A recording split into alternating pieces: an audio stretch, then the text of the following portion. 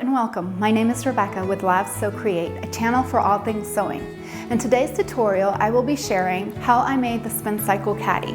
I came up with this design because when I'm spinning, I frequently have my phone with me or have a notepad so I can take some notes if I'm listening to a podcast, and I find that I drop stuff. I wanted something that would keep all my belongings secure. So I wanted to design something that would be easily accessible. So it doesn't have a closure, and it's a shallow design so that you don't have to go digging through finding your items. So this fits a remote. I have some headphones in here. I also keep my exercise log in here. I'm old-fashioned, I write it down. I can also put my glasses in here as well. This tote actually works really well on a treadmill. I designed it with Velcro straps so that it can easily fit different exercise equipment, and it can be laundered easily. Put 2 pockets on the front so that I could slip in my cell phone, my glasses, a notepad. I would say that this project is actually a great beginner-friendly project because it's mostly straight lines. It's a good way to learn the construction of what is entailed in making a bag or a tote. So let me show you what supplies that you would need to make this. 4 rectangles. I have 100% cotton here, and I actually used part of a tea towel because I like the pattern of the bicycle. So you'll need 4 rectangles that measure 19 inches by 8 inches. Now, if you're using the same fabric for the lining and the exterior, you'll need a total of 4. If not, you'll need 2 of the lining if you're going to do it in a separate color, and 2 of the main fabric. And the main panels, the 2 exterior and the 2 lining rectangles, will be interfaced, all of them will be interfaced with SF 101. And the SF 101 is cut smaller to 18 inches by 7 inches wide. And the reason is so that the seams won't be as thick when you go to sew them. You'll need 1 rectangle 20 inches by 5 inches. I'll cut this later on into 2. And the SF 101 is cut to 19 inches by 4 inches. You'll need 4 pieces of fabric, which will be your pockets, and they will measure 8 inches by 7. Interface with SF 101 2 of the pockets, and then leave 2 uninterfaced. You'll also need some thread to coordinate with your fabric, some scissors. Rotary cutter is helpful, along with a ruler and a mat to get straight lines, smaller pair of scissors to cut the threads, as well as your sewing machine. And then you'll also need 2 pieces of hook and loop tape. Looks like this. It's sew-on, soft and flexible. So take the strap and fold it in half.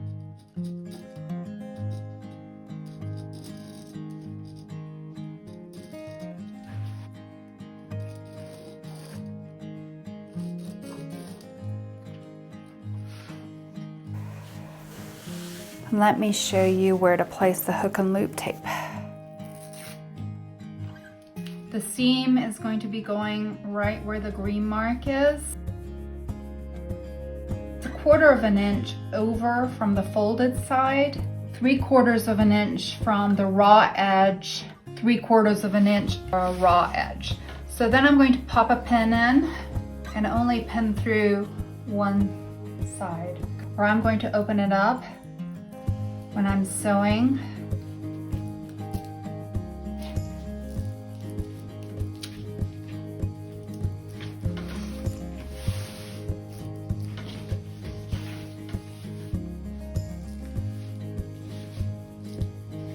Then I'm going to cut the strap in half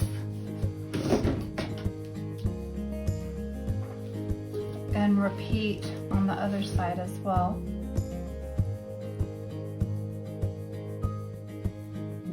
So what I did was I went to my exercise bike and I kind of looped it around the handle to make sure that it would slip on easily. In my case, I am going to put the other side of the Velcro. I'm going to mark the bottom where that hook and loop is. So it measures 3 1/4 inches up from the raw edge. And 3/4 of an inch in from the raw edge and 1/4 of an inch in from the folded edge.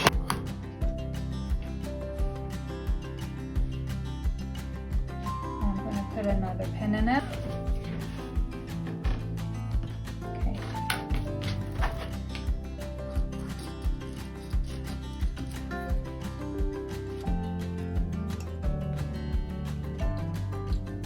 And again, pinning only through that top part. So with your straps are flat, folded flat, you're going to sew around each tab as close to the edge as possible with a 2.5 millimeter stitch length. Back stitching at the beginning and end.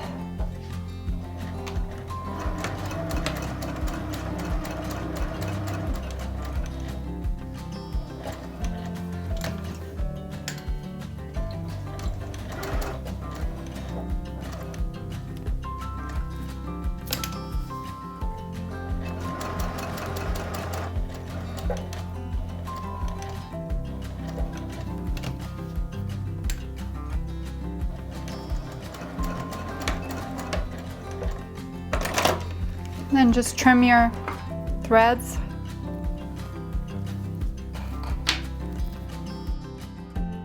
Okay, so once the tabs are sewn on, you'll want to press the tabs right sides together.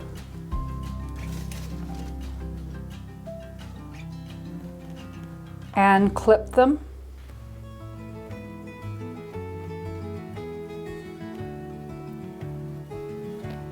So the next step is to sew 1/2 inch seam allowance with a 2.5 millimeter stitch length. You're going to sew across one short end and down one long end, leaving one short end open for turning. So I should mention that you want to make sure that you're sewing across the short end closest to the tab. The one that has a tab further up is the end that needs to be open. So 1/2 inch seam allowance with a 2.5 millimeter stitch length. Back stitch at the beginning and down at the end.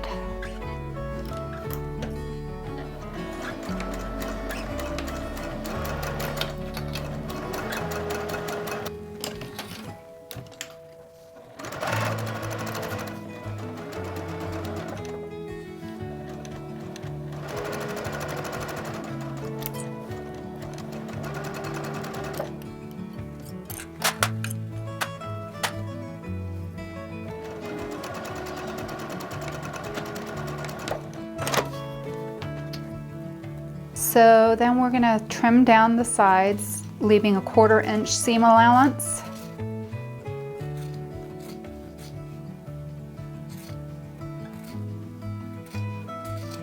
And you can trim the corners, just be sure not to trim into the stitched part.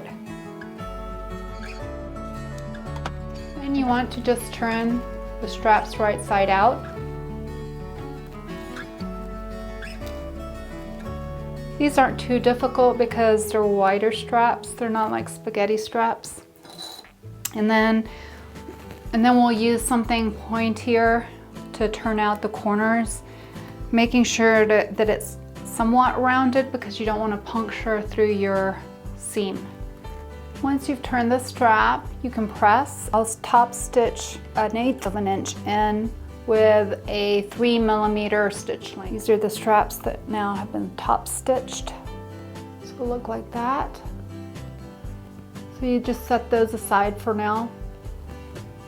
So the next part is assembling the pockets. So grab the 2 rectangles that measure 8 inches by 7 inches wide. You have 4 pieces. Just Take your 4 pieces for your pockets, the 8 by 7 inches, and you want to make sure that you have one interfaced piece and one that is not interfaced, and you're going to place them right sides together. And take care, if you have a print that's directional, you want to make sure they're both facing up.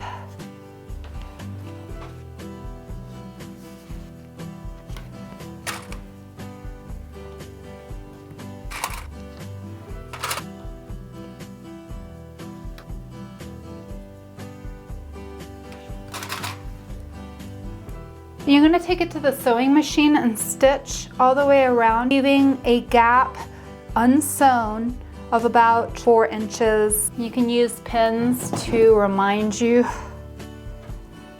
to leave that gap open. It doesn't have to be exact, but this is going to be how you're going to turn the pocket.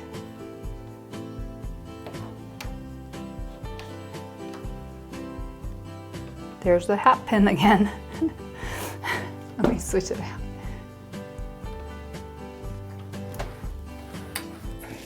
Okay friends, so let's knock out these pockets. It's going to be 1/2 inch seam allowance at a 2.5 millimeter stitch length.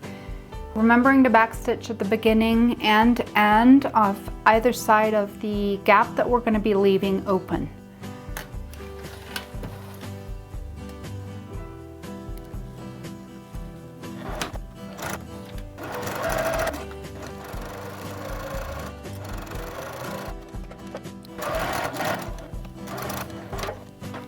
So the next part, I'm going to just trim the edges and the corners without cutting into the part that you stitched. The other point is don't cut the edge that is going to be turned in or at the gap. So you'll just come in like so. And trim it like that, leaving the turning gap so that you'll have plenty of space to turn in there. It's a little bit harder to see because I'm using white thread. And repeat to both pockets once you've sewn them. So next you're going to turn the pocket right side out, pushing out the corners, and use your turning tool. You can use the back of an eraser on a pencil, or you could use a turning tool. Okay, a word of caution, this iron has a heat pad. Never leave your iron down like that. So then we'll take the little edges and turn them in to where you can make a straight line. Straightish, as straight as possible. Then you can put a pin in or clip and repeat for the other pocket. Okay, so here we go. Going to top stitch along the edge to close that up.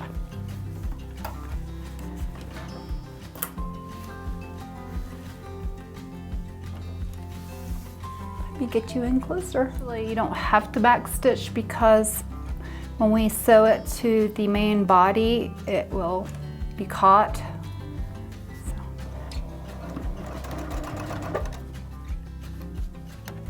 Just do the best you can. It doesn't have to be perfect.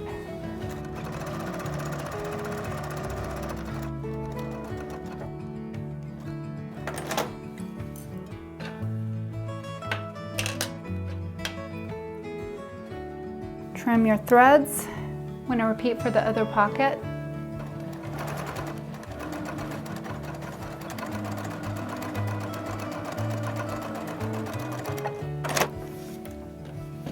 And I just noticed that it'll be okay. I was just thinking that maybe the bicycles were going to be upside down. Just double check to make sure that you caught all of that and that it is closed all the way. Check this one too. We're good.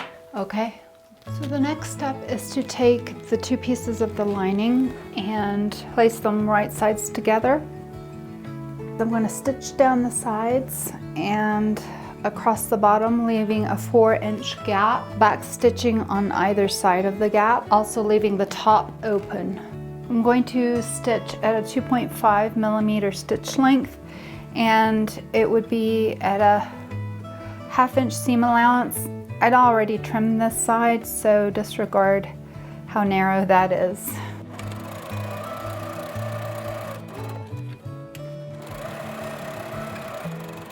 Okay, we're going to leave the gap open, pick up on the other side, back stitch.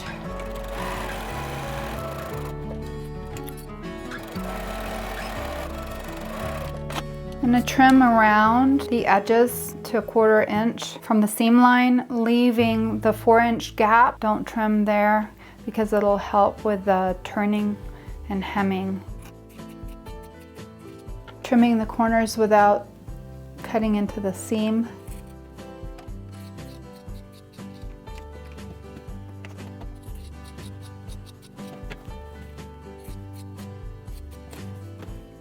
And leave the top. So next, take one of the exterior pieces, one of the 19 by 8 pieces, and I'm going to place the front pockets on.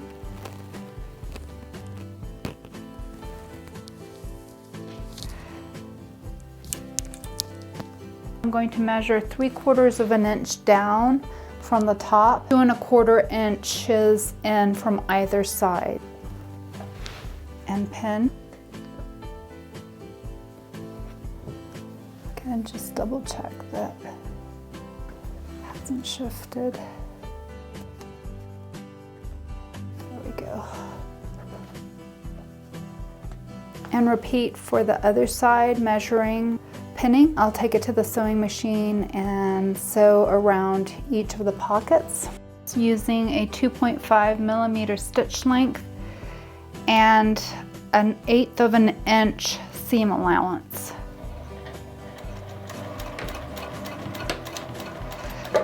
You want to make sure to back stitch both of the tops because that is where a lot of the stress gets put when putting things inside of the pocket.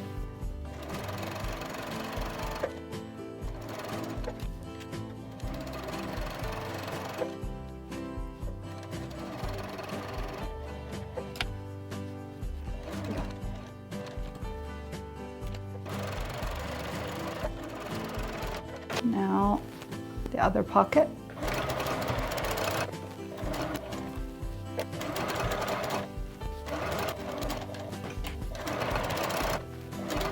So now that I've finished putting on the pockets, get the front piece, set it down with the correct side up, and then take the other part, which is going to be the back side, right sides together.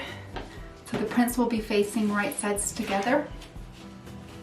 If you have a directional fabric, you want to make sure that the patterns or the print is facing the right way on both sides. So my bicycles are pointing this way. I want to make sure that when I put this down, the bicycles are facing the right way. You want to make sure that the pockets are facing up and that you're sewing the bottom that is opposite that, because I've done that before where I sewed the wrong end. Down the sides, the bottom, back up, back stitching in the beginning and the end. 2.5 millimeter stitch length and 1/2 inch seam allowance. So I've done the two sides. I had to unpick the top part. So you want to just make sure that you're getting the right side.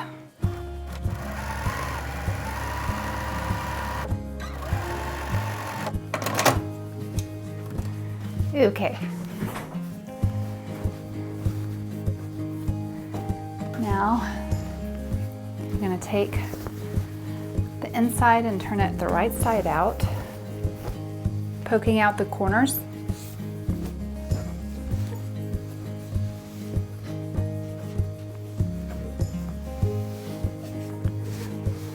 And then I'm going to take the lining and put it right side in. Okay, so now when you put the right fabric with the pockets facing up towards me, you put it inside of the lining. The right sides of the fabric should be facing each other.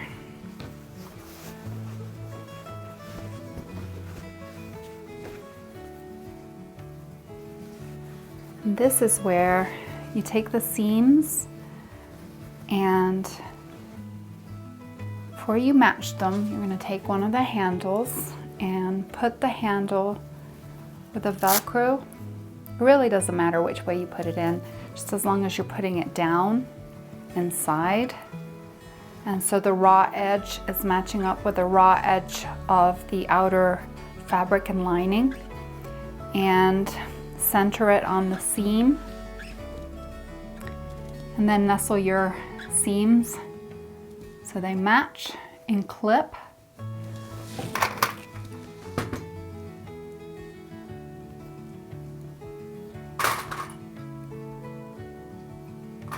And repeat for the other side.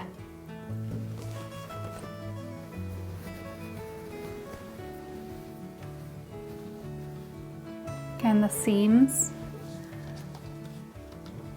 Just whatever you do on one side though, you want to make sure that, so I've got the Velcro facing out, the loops facing out, so I want to make sure that I repeat it the same on the other side.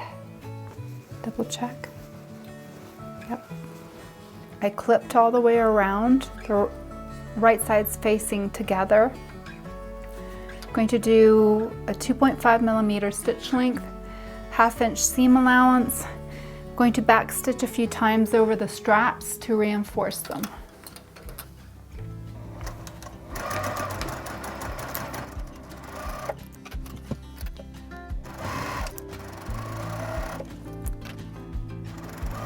Once she's stitched around, it's time to flip it out the right way through the turning gap. Gently. I back stitch on either side of the turning gap so it wouldn't be as likely to rip. Just want to gently turn it out.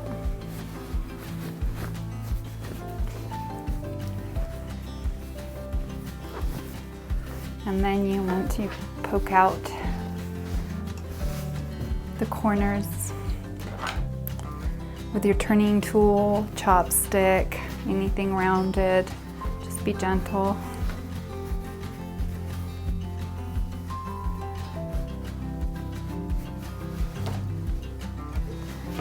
And then just going to press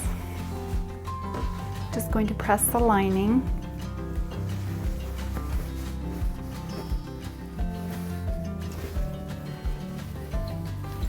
And turn the gap.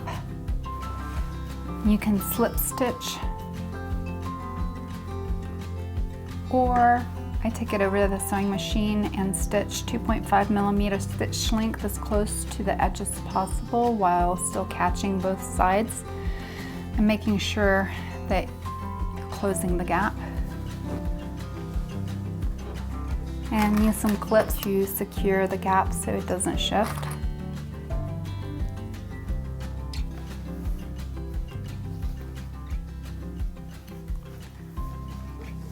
And before I do that, I'm going to just press it.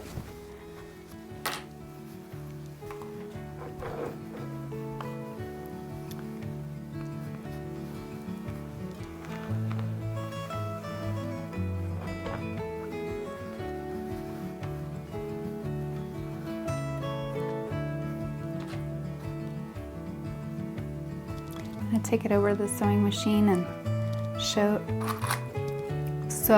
the gap shut. It's hard to say.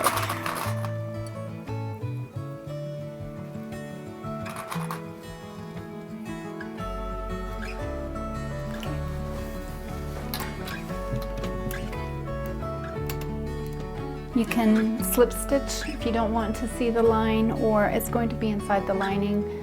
You can also use matching thread if you want to, but since it's inside the lining, I don't mind. And you want to back stitch at the beginning and the end.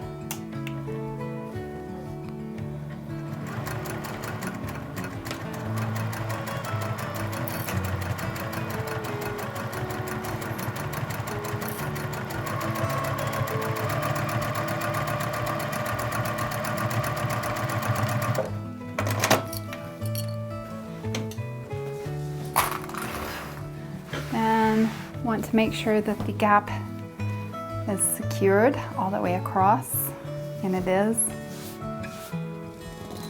You can trim your threads, and then it's time to put it in the lining inside the bag. And push the corners in. I'm going to press it, then top stitch all the way around 3mm this time. Since it's a top stitch, 3mm stitch length at 1/8 of an inch seam allowance. And take care not to catch the pocket fronts. So when you press it, you can make sure that the lining's all the way in, or you can kind of have the lining show actually for a little peekaboo effect if it's a coordinating fabric. I actually quite like the blue showing through, so you actually don't have to top stitch it, but it may help just lining from rolling in and out. So I did decide to top stitch it. There you have it. The Velcro straps can go on any of the exercise pieces of equipment, pretty much on any of the bars. Thanks for joining me. If you enjoyed this video, give it a thumbs up. If you'd like to see more videos, please click subscribe. If you have any comments, drop them below. See you next time.